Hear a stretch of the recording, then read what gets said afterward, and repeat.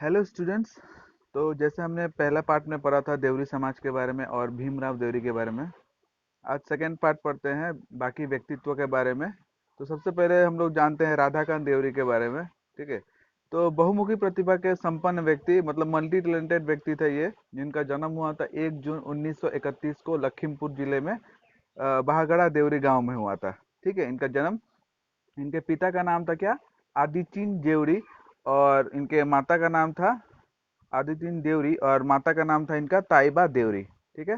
तो याद रखिएगा इनका परिवार के बारे में। तो राधाकांत देवरी ने अपना प्रारंभिक शिक्षा जो है, अपना मतलब स्टार्टिंग का शिक्षा जो है 1942 से स्टार्ट किया था। फिर 1958 को वो जोरहाट का जेबी कॉलेज, बहुत फेमस कॉलेज है, जेबी कॉलेज, वहाँ पे पढ़ने गए। उसके बाद उन्होंने बीए किया। फिर सन 1985 को उन्होंने सदिया के चापाखुआ सरकारी स्कूल है एक, वहाँ से जो उन्होंने असिस्टेंट टीचर के रूप में अध्यापन किया। ठीक है। पढ़ाया स्टूडेंट्स को, टीचर थे मतलब। राधाकांत देवरी असमिया के साथ साथ देवरी भाषा के भी जो है विकास में उन्होंने महत्वपूर्ण भूमिका निभाई थी। तो एक शोधकर्ता थे, रिसर्चर जिसको बोलते हैं हम लोग, और विद्वान थे, एक्सपर्ट थे। तो देवरी भाषा के वो रिसर्चर और एक्सपर्ट दोनों थे। उनका कुछ प्रमुख ग्रंथों के नाम इस प्रकार है: देवरी चुचुम्बी, चिचिम्बा, जिमचया, चुचुब्बीब, दो आधुनिक शब्दकोश है ये। इसमें से दूसरा त्रिभाषिक देवरी असमिया अंग्रेजी है। इस प्रकार उन्होंने जो है असम के विकास में अपना महत्वपूर्ण योगदान दिया। बहुत सारा है, इसमें से मैंने 3-4 ही दिया हुआ है। तो याद रखिएगा, देवरी चुचुम्बीब, चिचिम्बा, जमचिया, चुचुम्बीब। थोड़ा नाम कठिन है, लेकिन बार बार पढ़िएगा तो क्या होगा, आ जाएगा आप लोग को। तो इन्होंने जो है राधाकांत देवरी ने असमिया भाषा और देवरी भाषा को उन्नत कराने के लिए अहम योगदान दिया था।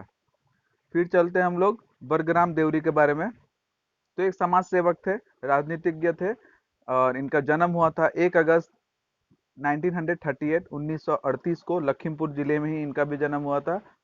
बहपुरिया मौजा के अंतर्गत बहागड़ा देवरी गांव में हुआ था। ठीक है। उन्होंने सन 1944 से 1944 से जो है प्रारंभिक शिक्षा का, स्टार्टिंग का एलपी जिसको बोलते हैं, उसका स्टार्ट किया था। उसके बाद 1959 को लखीमपुर उच्च प्राथमिक महाविद्यालय नहीं, सॉरी, माध्यमिक विद्यालय से मैट्रिक का परीक्षा उन्होंने दिया था। उसके बाद जेबी कॉलेज में वो भी गए, जेबी कॉलेज से पढ़ाई की। उसके बाद बीएससी किया, बैचलर ऑफ साइंस जिसको बोलते हैं, बीएससी का डिग्री लिया। और गुवाहाटी विश्वविद्यालय में जो है वनस्पति विज्ञान से पढ़ाई किया। ठीक है। गुवाहाटी विश्वविद्यालय में उन्होंने जो है कानून का भी जो है पढ़ाई किया, लॉ भी किया उन्होंने। इसके पश्चात जो है वो पंजाब चले गए। पंजाब में उन्होंने जो है स्वर्ण पदक के साथ जो है होम्योपैथिक, जो बोलते हैं ना, होम्योपैथिक दवाई या होम्योपैथिक, इस तरीके से उन्होंने उसकी भी डिग्री ली। उसके बाद शिक्षा के पश्चात होने के बाद, शिक्षा खत्म होने के बाद जो है देवरी समाज के कार्य में, देवरी समाज की उन्नति के कार्य में जो है वो जुड़ गए। सन 1971 को लखीमपुर जिले के धेमाजी सिरीपानी देवरी गांव में एक देवरी सम्मेलन हुआ था। ठीक है। जहां बरग्राम देवरी उस सभा का अगला अध्यक्ष चुना गया था। तो देवरी समाज का अध्यक्ष चुना गया था 1971 को धेमाजी में। वहां पे एक सम्मेलन आयोजित हुआ था देवरी लोगों का, जहां पे उनको अध्यक्ष चुना गया था। इसके बाद 1978 को 1978 में क्या हुआ था, बंगला मरा गांव पंचायत के काउंसिलर चुने गए थे। काउंसिलर होता है, ठीक है, काउंसिल काउंसिल होता है, जो मतलब ट्राइब इलाका होता है ना, वहाँ पे काउंसिल होता है। तो काउंसिल के अध्यक्ष भी जो है, काउंसिलर जो है वो चुने गए थे। फिर उसके बाद 1983 को बिहपुरिया विधानसभा क्षेत्र से आसाम का विधानसभा में भी विधायक चुने गए थे। तो विधायक भी रहे थे बहनपुरिया विधानसभा से। और उन्होंने इस समय में जो है असम के जो मैदानी जनजाति और पिछड़ा वर्ग जो है उसके लिए, उसके कल्याण के लिए रेशम और हस्तकरघा रेशम और हस्तकरघा व बुनाई विभाग के कैबिनेट मंत्री के रूप में कार्य किया उन्होंने। ठीक है।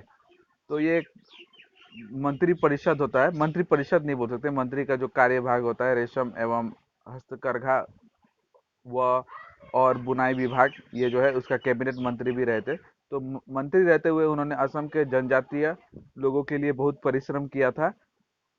हॉस्टल बनवाए, उसके बाद विश्राम छावनी बनाई। विश्राम मतलब अनाथ आश्रम लोगों के लिए, या फिर जो बुजुर्ग लोग होता है उन सब के लिए जो है निर्माण किया था, घर वगैरह। ठीक है। अंत में जो है 2004 में जो है वो उनकी गुवाहाटी में मृत्यु हो गई थी। तो ये थे बरगराम देवरी के बारे में थोड़ा सा।